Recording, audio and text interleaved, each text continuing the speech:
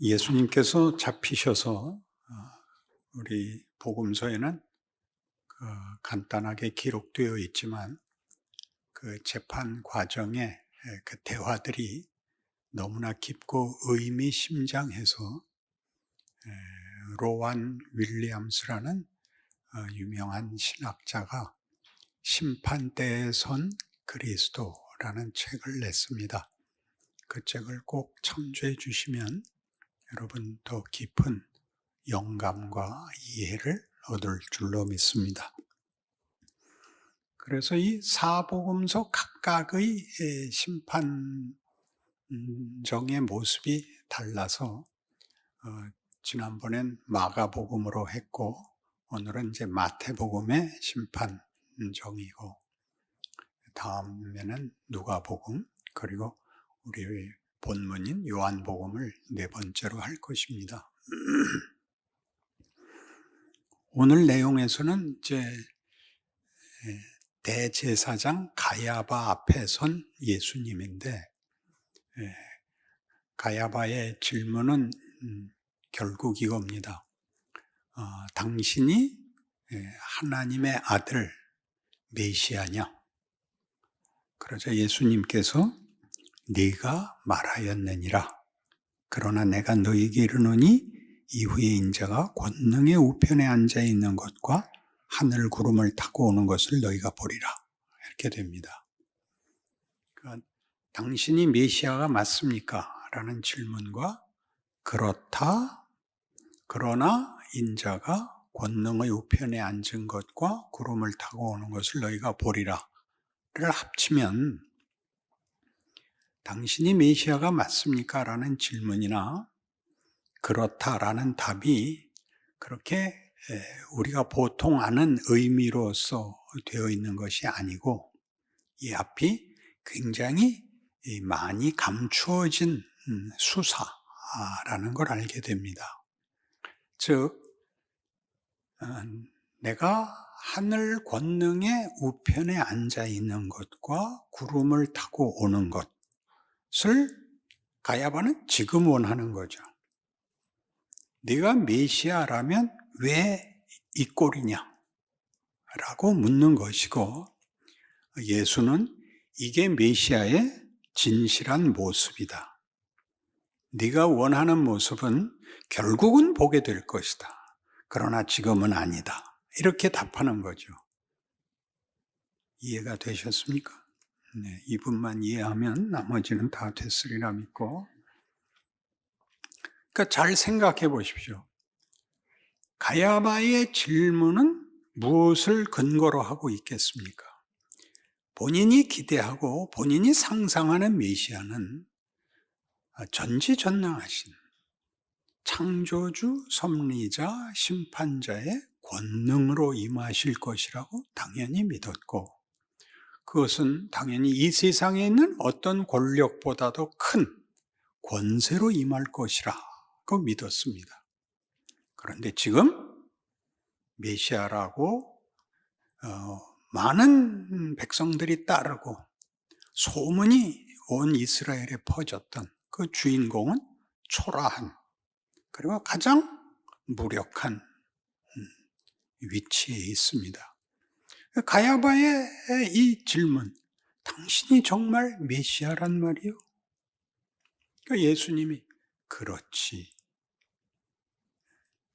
네가 기대하는 모습을 결국은 보게 될 것이다.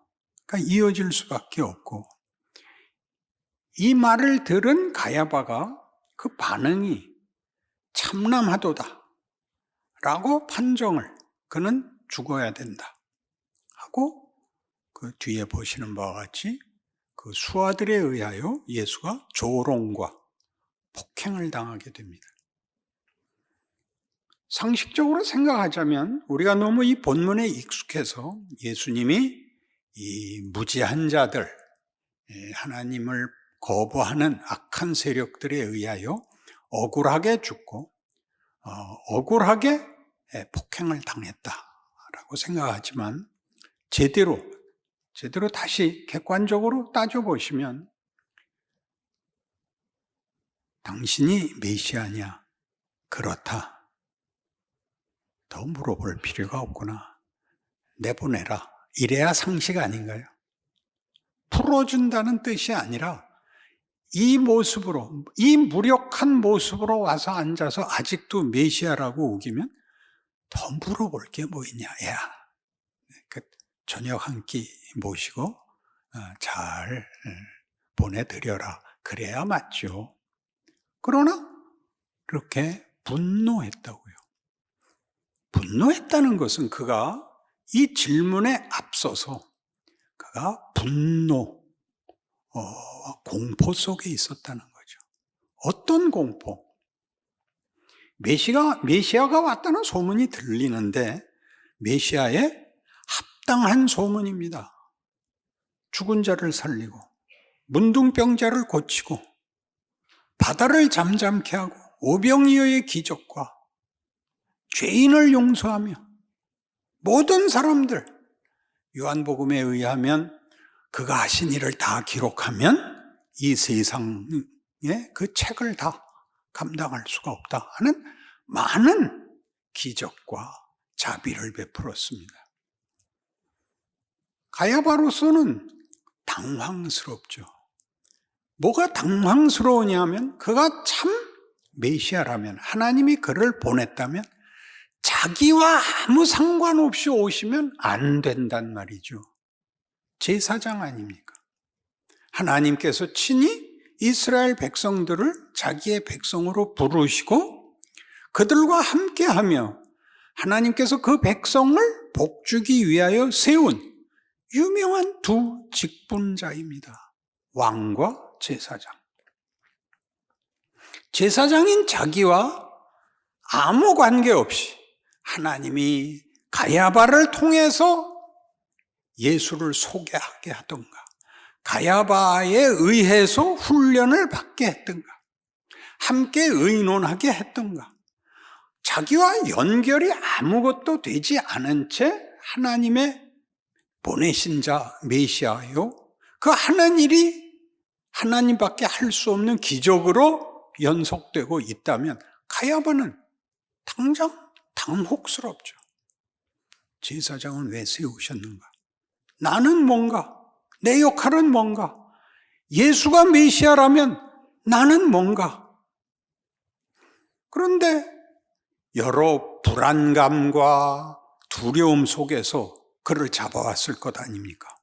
정말 예수님이 말한 것처럼 가야바의 상상 속에도 우리가 잡으러 가면 혹 하늘로부터 천군 천사가 올 수도 있고, 하늘로부터 어떤 커다란 이적이, 영광이 나타나서 자기네들이 잘못하고 있다는 것을 꾸짖을 수 있다라는 불안 속에, 공포 속에 조심조심 가서 데려왔는데 아무 저항도 없고 무력하고 이 앞에 앉았는데 대답도 안 하시고, 그렇다고 무슨 특별한 반발이나 저항이나 무슨 큰 위협이 되는 것 같지도 않습니다. 그러니까 묻죠. 마지막으로 확인하기 위해서 당신이 정말 하나님이 보낸 메시아입니까? 그렇다. 본래 그러고 권능 우편에 앉으신 것과 구름 타고 오시는 걸 보이셔야 되는데 그건 장차잖아요. 모든 사기꾼이 그 약속을 왜 안 지키냐 그러면 내일이라는 거 아니에요. 내일 네 통장을 열어봐라 하네요. 내일 네가 기도원에 와봐라 하네요. 지금, 대신 지금 네 정성과 네 결정은 지금 달라는 거 아니에요. 그러니까 가야바가 그 공포와 그 의심, 그 자체에 대하여 분노하죠. 내가 이 거짓말을 가지고 그동안 떨었단 말이냐. 이게 폭행으로 나오게 되는 것입니다. 이것은 우리에게 정말 신자들의 현실 속에서 그 신앙 행위에 얼마나 중요하게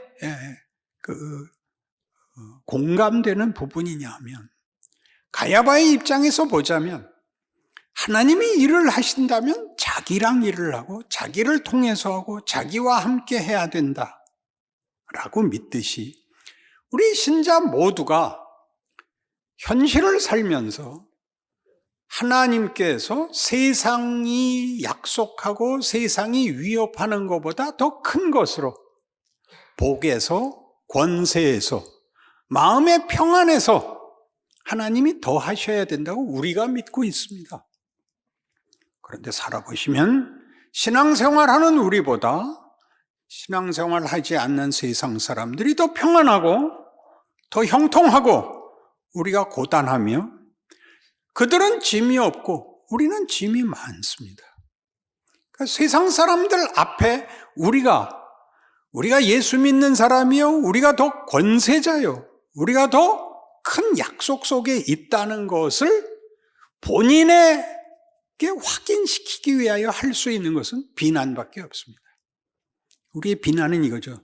넌 그래봤자 지옥 갈 거야.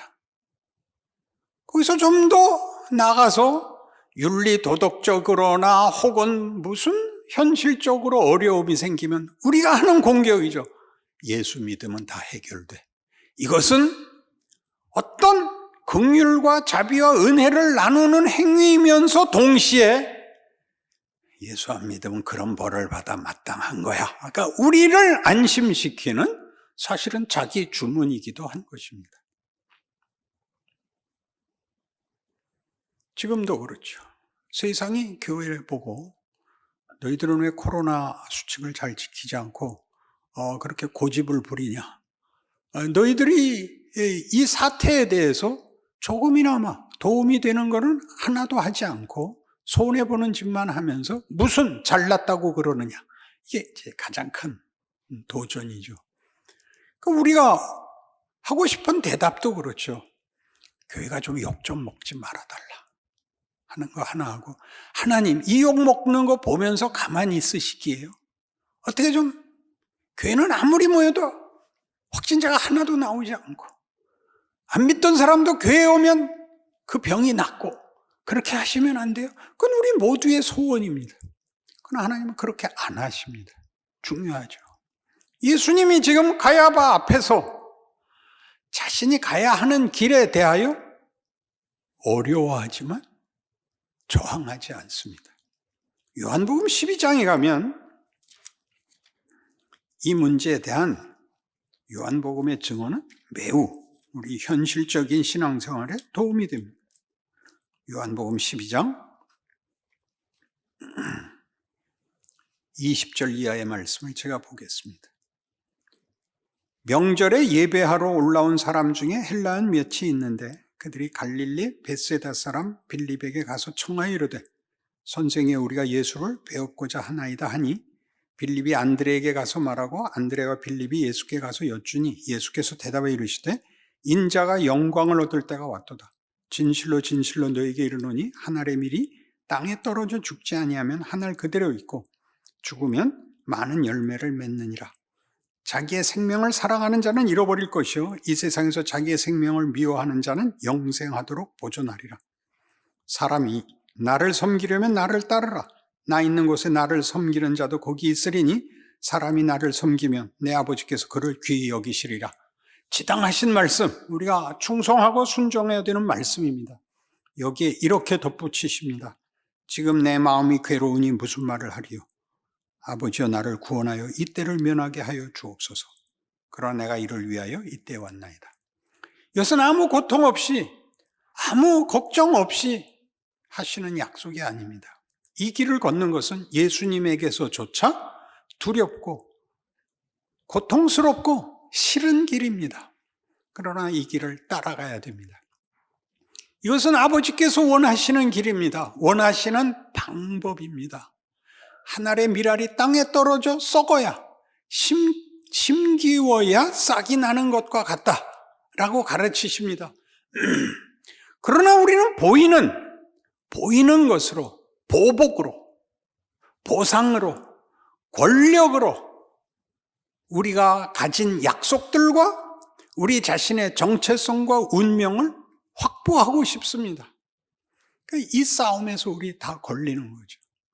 예수님이 억울하게 죽음을 당하셨다, 고난을 당하셨다, 그렇게 해서 얘기하시면 안 됩니다. 그것은 하나님의 권능이고 하나님의 지혜였습니다. 성경이 말하는 십자가에 대한 정의 아닙니까? 성경은 이렇게 요구했죠. 마태복음 16장 16절 이하에 여러분 잘 아시는 너희는 나를 누구라 하느냐? 의 결론 24절이었습니다. 아무든지 나를 따르려거든 자기를 부인하고 자기 십자가를 지고 나를 쫓을 것이니라. 자기 부인이란 자기 확보, 우리가 하고 싶은 자기 자신에 대한 어떤 자존감, 자신감을 버리고 자기 십자가를 지고, 십자가는 뭐? 십자가는 무력함. 우리는 자신감과 우월감을 보상으로, 아니 증거로 갖고 싶습니다. 그러나 성경은 그 자신감을 내려놓고 그 우월감을 내려놓으랍니다. 이것은 우리에게 고통스러운 요구 같고 우리가 따르기에 만만치 않은 얘기들임에 틀림없지만 성경이 하는 얘기는 이렇게 얘기하는 것이, 이런 약속이 무엇을 의미하는가를 우리에게 가르칩니다. 현실적인 신앙 실천을 가르칩니다. 마태복음 25장에서, 그러니까 26장으로 들어가는 잡히기 전에 집중적으로 하신 여러 비유 중에 염소와 양에 대한 심판의 비유가 나옵니다. 염소는 예수 그리스도를 몰라본 자들이고 양은 예수 그리스도를 알아본 자들인데 무엇을 몰라봤냐? 너는 내가 줄였을 때, 내가 갇혔을 때, 내가 아플 때 날 돌아보지 않았다. 언제 우리가 주님 아프신 것과 주님 헐벗은 것을 봤습니까? 봤으면 우리가 왜 외면했습니까?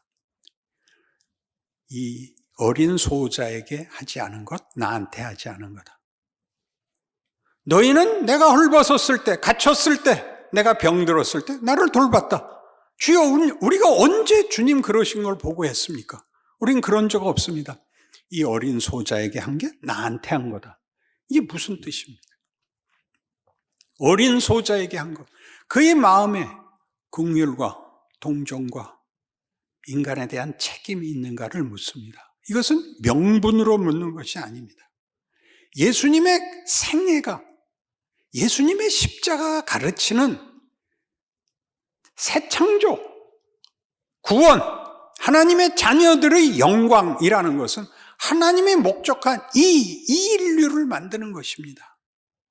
사랑과 동정과 섬김의 인간 말입니다. 사랑은 왜 그토록 중요하죠? 사랑의 반대말이 뭐라 그랬죠? 공포였습니다. 공포. 요한일서 4장에 나오듯이 사랑 안에 두려움이 없고 온전한 사랑이 두려움을 내어쫓나니 두려워하는 자는 사랑 안에서 온전히 이루지 못한 것이라. 우리의 두려움이 우리의 분노를, 우리의 불안함이 우리의 비난을 만듭니다. 그러니까 자신의 불안함을 폭력으로밖에 행사할 수가 없습니다. 예수를 믿어서 누구에게 폭력과 조롱과 비난밖에 할 수 없다면 여러분은 예수를 못 만난 사람이라는 겁니다. 그러니 다시 생각해 보십시오. 여러분이 스스로가 약자가 돼요. 약자와 자신을 공감하는 자리에 있다는 것은 여러분이 누구를 보복할 필요가 없고 보복해서 자신을 확보하는 권세를 가질 필요가 없다는 걸 알게 된다는 것은 얼마나 굉장한 신앙의 신비의 문을 들어서는 것이겠습니까? 여러분이 더 가져서 나누는 것이 아니라 약자의 마음, 아슬아슬한 마음. 지난번에도 예를 들었던 빌립보서 2장 12절. 그러므로 내 사랑하는 형제들아, 나 있을 때뿐만 아니라 나 없을 때라도 두렵고 떨림으로 너희 구원을 이루라. 두렵고 떨림 뭐예요? 진지함에 있어서 두렵고 떨리는 것 정도가 아니에요. 아슬아슬하죠. 우리 존재가, 우리의 자기 정체성과 믿음에 대한 어떤 자기 확인이 아슬아슬한 것, 그게 정상적인 자리, 형편이라고 얘기합니다. 얼마나 다행입니까? 가야바를 폭력으로 굴복시키는 것이 아니라 오늘 우리에게 하시는 말씀입니다. 너희는 아슬아슬한 인생을 살 것이다. 거기가 바로 가야바 앞에서 내가 모진 순환을 당한 자리와 똑같다. 그것은 그의 폭력 앞에 내가 굴복하고 억울한 고통을 받은 자리가 아니라 하나님이 펼쳐놓은 하나님의 넓은 가슴이요 깊은 권세니라, 그렇게 얘기하는 자리란 말이죠. 다음에 한 사람만 더 데려오십시오. 그래서 여러분 모두가 신앙생활이란 내가 더 낮아져서 솔직하게 나는 저 가진 자, 여기서 가진 자는 자신감과 우월감을 말합니다. 그런 자리에 가지 못한 자에게 동정을 느끼는 것이 여러분의 진정한 자리라는 것을 여러분이 감사할 수 있어야 된다, 그런 뜻입니다. 지금 우리가 사회를 향해서 하고 싶은 얘기도 그거 아닙니까? 온 교회가 방역수칙도 잘 지키고 기도도 열심히 해서 교회로부터 신비한 하나님의 기적이 드러나서 코로나를 멈추고 나라를 잘 살게 하고, 그렇게 안 하시겠답니다. 왜 그렇게 안 하죠? 요한복음 이 12장에서는 이렇게 얘기를 합니다. 37절 이하에 이렇게 많은 표적을 그들 앞에서 행하셨으나 그를 믿지 아니하니 이는 선지자 이사야의 말씀을 이루려 하심이라. 이르되 주여 우리에게 들은 바를 누가 믿었으며 주의 팔이 누구에게 나타났나이까 하였더라. 그들이 능히 믿지 못한 것은 이 때문이니 곧 이사야가 다시 일렀으되 그들의 눈을 멀게 하시고 그들의 마음을 완고하게 하셨으니 이는 그들로 하여금 눈으로 보고 마음으로 깨닫고 돌이켜 내게 고침을 받지 못하게 하려 함이라 하였음이더라. 이사야가 이렇게 말한 것은 주의 영광을 보고 주를 가리켜 말한 것이라. 앞뒤가 하나도 안 맞지 않아요? 주여 누가 우리의 전한 것을 믿었습니까? 그들의 눈을 멀게 하시고 깨닫지 못하게 하옵소서. 깨닫고 와서 고침을 받을까 봐 겁납니다. 뭘 보고 이 얘기를 했다고요? 주의 영광을 보고. 이 앞에 얘기는 이겁니다. 우리의 소원을 들어주는 것이 구원으로 끝나지 않기를, 우리가 바라는 행복과 보상이 끝이 아닌 하나님의 영광과 하나님의 권능이 완성되는 것을 목적으로 했기 때문에 아무도 못 알아보는 그 자리, 세상의 것으로는 해결되지 않는 자리로 부름을 받는, 그래서 하나님만이 주실 수 있는 것으로 채워지는 인생을 살게 하시는 하나님의 기적이, 역사가 오늘 우리가 불안해하고 걱정하고 가야바의 분노같이 보복으로만, 폭력으로만 확인할 수밖에 없는 두려움과 의심을 걷어내버리고 예수님의 죽음, 예수님의 재판에서 드러난 하나님의 일하심을 오늘 우리의 자리에서 확인하게 된다, 그런 말씀입니다. 그러니 그 후에 하신 약속에 우리가 동참하죠. 내가 하늘 보좌 우편에 앉은 것과 구름을 타고 우리와 함께 오는 것을 보리라. 이 약속 속에 있는 인생인 것을 기억하시기 바랍니다. 아멘. 기도하십시다. 하나님 아버지 은혜를 감사합니다. 우리의 인생이 부족함과 억울함 속에 있는 것을 이제 말씀을 통하여 하나님의 권능과 지혜 속에 있다는 사실로 이제 믿음으로 승리하기로 합니다. 우리의 연약함, 미천함, 아쉬움들이 세상의 것으로 더 큰 것을 방해받지 않는 하나님의 인도하심인 줄 깨닫고 그 길을 걷는 믿음의 승리가 있는 인생이 되게 하여 주시옵소서. 승리가 우리의 것임을 알게 하여 주시옵소서. 예수님 이름으로 기도합니다.